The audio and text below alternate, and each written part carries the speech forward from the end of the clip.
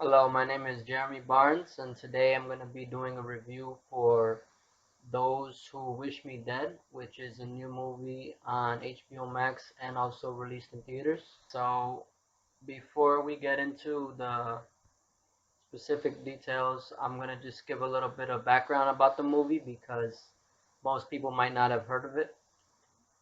But the genre that it is like a crime thriller, but it's kind of interesting because the way that I would describe it, if you ever heard of this in any English class that you've taken or like writing classes, that there's like really only three stories that people could write. There's the story of man versus man, man versus self, and man versus nature. This movie is really cool because it actually is a man versus nature movie, which I haven't seen much of, if at all. But even if other movies have done it before, it's not common. So it was really cool to see this, and it's very different from other movies.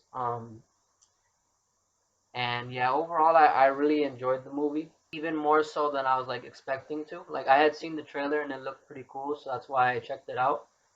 But I wasn't expecting to like it as much as I did. And because I liked it so much, that's the only reason why I'm even doing this review.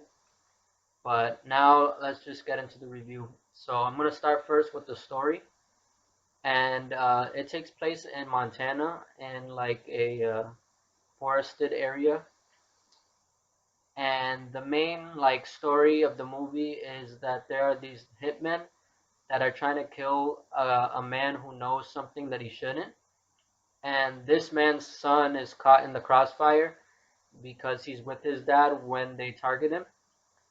And then amongst all of this happening, a firefighter played by Angelina Jolie and a police officer played by John Bernthal also get involved into everything because they all like cross paths, and obviously the police officer, like, he's there because he's doing his job.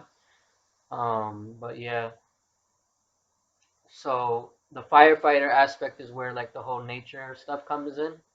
Um, but yeah, when it comes to the story, I would say that it was really great, in my opinion. I guess I would say I really liked the story because it was really intense. Like I felt it in my body. Like I was like, oh snap, what's gonna happen? And it made me gave me that feeling the entire time. So I thought that was really good, and the characters were really good as well. And one thing that was really cool about it is that specifically the relationships of the characters to each other were kind of like all interwoven because it is a small town, so it makes sense. And I think stories are always strongest when the characters are related or there's a personal aspect to it. Because if it's just a bunch of random people, it's a lot of times hard to make it like hit or connect. So this movie did a good job at doing that, and everything made sense and fit together perfectly, in my opinion. So now I'm going to move into the characters and talk a little bit about the performances of the actors that played them.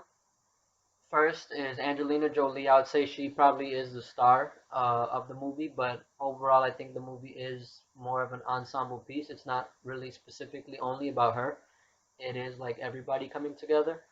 But if there is any main character, I think it would be her. I don't want to say too much, but what I will say is that her character is a firefighter with a little bit of baggage, and she carries that with her throughout the movie, and that's kind of like her emotional journey throughout the movie in a way. And then John Bernthal's character is named Ethan, and he's a police officer for the sheriff's department there in whatever town they are in Montana. There's also another character who is Ethan's wife, and her name is Allison. And I don't really want to say too much about her either because a lot of the stuff in the movie that it was really cool were like, I think it's better to just experience it watching it. But what I will say is that Ethan and his wife Allison are a real power couple in the movie, and they both get a lot of great stuff to do. in terms of both the like drama aspect and also like even some action as well. And then the first hitman, like the main hitman who's like kind of the leader of the two that are in the movie, his name is Jack. And I would say the actor who portrayed him did a really good job at making him seem like a real piece of like he was like really bad. Like you hated him, or at least I hated him in the movie. But the way he was portrayed was good because that's how you want to feel about him. And then there was another hitman that was working with him, and his name was Patrick, and he was portrayed by Nicholas Hoult. And I would say overall, of any of the performances, I would actually say Nicholas Holt's performance is the most like kind of like not really fleshed out a lot, or there's not really much to it. His character is pretty much just like a follower, like he's very much the second in command to Jack, the main assassin. But he is very capable himself as well.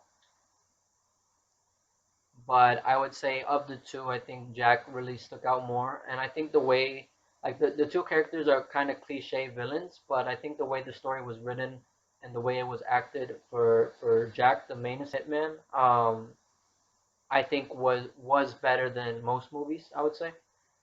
And then the kid in the movie, the one who was the son of the person that the hitman were targeting, he did a really good job too. The actor who played him, he was really good at playing the emotions that a kid would be experiencing in a situation like this, where he's not only running away from these hitmen, but also there's a fire that spreads in the forest, which is like where pretty much the whole movie takes place. So that's the where the man versus nature thing comes in. Um, and then his father is a character named Owen, and he in the movie is a forensic analyst, and that's how he finds out what he's not supposed to know because he like I guess he finds something within evidence or something, and they find out that he knows, so they gotta take him out so that they're not snitched on, I guess. But the movie had a lot of cool like action sequences, and I guess just cool effects too with like the whole fire and everything. But yeah, like I really like the movie a lot. And my overall score for the movie would be a 9 out of 10.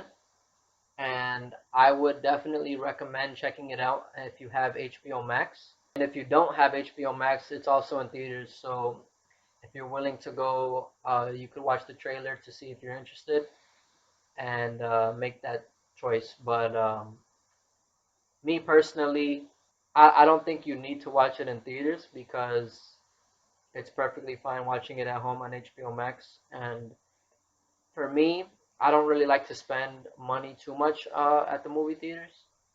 So I only watch some movies that I'm like really interested in at the movies, like the basically the big blockbusters, because those types of movies you have to see in the theater, or the experience is just way better in the theater.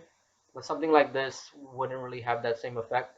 So that's kind of where I like decide if I'm gonna watch a movie in theaters or not. And this one is definitely really good to watch at home. But if you want to, of course, check it out in theaters, and I think it would be a great experience either way. But that's my review of Those Who Wish Me Dead. Thank you and goodbye.